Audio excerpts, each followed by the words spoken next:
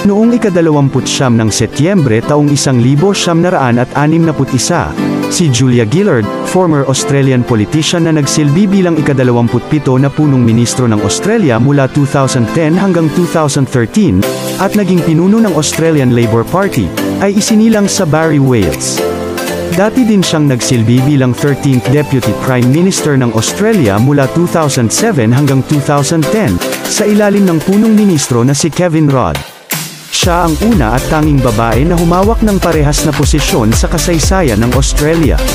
He has said, and I quote, in a discussion about women being underrepresented in institutions of power in Australia, the interviewer was a man called Stavros.